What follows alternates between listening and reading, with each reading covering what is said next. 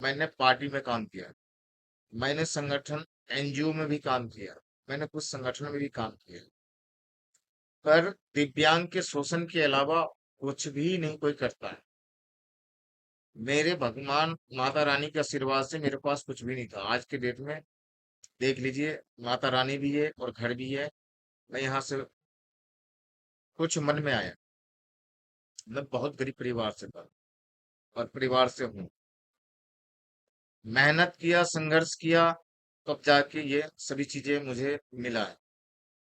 तो मेरे मन में आया यूं, जब हमारे जैसे एक गरीब आदमी, एक गरीब दिव्यांग इतने संघर्ष करने के बाद बन सकता है, ये कर सकता है, तो मैं आप लोगों के प्रति सोचा कुछ पैसे अगर हमारी इन्वेस्ट करने से या कुछ संघर्ष करने से, पढ़ाई लिखा नहीं किया, अनुभव बहुत है भगवान के आशीर्वाद से, आप लोगों के प्यार से, तो हमने सोचकर समझकर राष्ट्रीय दिव्यांग सहयोग संगठन क्यों बनाया।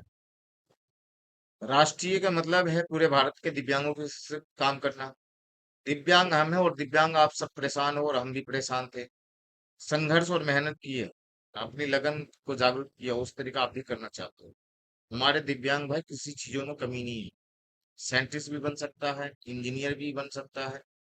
बहुत ज्यादा पढ़ाई भी कर करके बेकार पड़ा हुआ है, सरकार मौका नहीं दे रहा, और सरकार के पास में 80,000 से ज्यादा नौकरी खाली पड़ा हुआ है। उसको भरने के लिए, उसके डिमांड करने के लिए, ना आप पढ़े लिखे एक्टिव हो रहे हो, और हम लोग तो पढ़े लिखे ही नहीं है। तो कम से कम अपने लिए रामलीला मैदान की तैयारी करने के लिए एक छोटी सी वीडियो बना के डेली डालो, चलो दिल्ली के रामलीला मैदान। जो दिव्यांग सो रहा है वो भी चलने की कोशिश करेंगे, जो दिव्यांग चल नहीं पा रहा है वो भी चलने की प्रयास करेगा। तो दुख सबके साथ में, और एक दिन एक घंटा अपने लिए लड़ाई लड़नी है, हमारे लिए नहीं लड़नी है, ना संगठन के लिए लड़ना, सिर्फ आप अपने लिए लड़िए, जब भी कामयाब मिलेगा।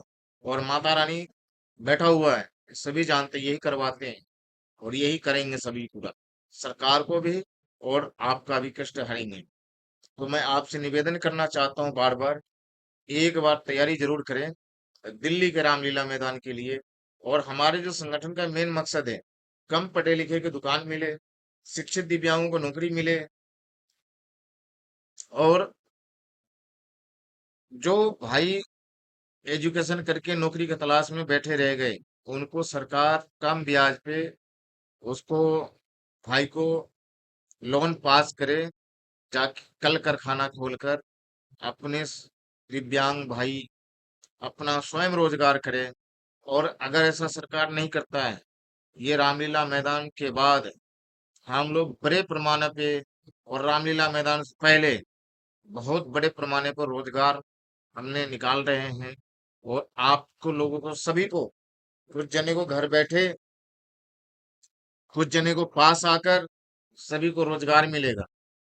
सभी को रोजगार दिलाने की काम कर रहा हूँ, बड़ी फील्डिंग बैठा रखा हूँ, बड़ी सिस्टम से आगे बढ़ रहे हैं।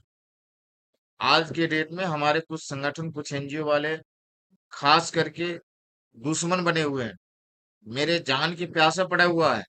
किस वजह से? मेरे कोई राशन नहीं कम हो रहा था मेरे भाई, भगवान के आशीर्वाद से सब है। सिर्फ रिक्स ले रहा हूँ, कमाने में, रोजगार करने में भी कोई नहीं देता था ईमानदारी से करने के लिए, उसे लड़ के लेना पड़ा है। और बहुत सिस्टम से लड़ा हूं, तो तक डरा नहीं हूं। अगर डरा होता तो ये वीडियो बनाने लायक भी नहीं होता, और ना इस तरीका माता रानी मुझे आशीर्वाद दिया होता, और ना आप लोगों को प्यार मिलता।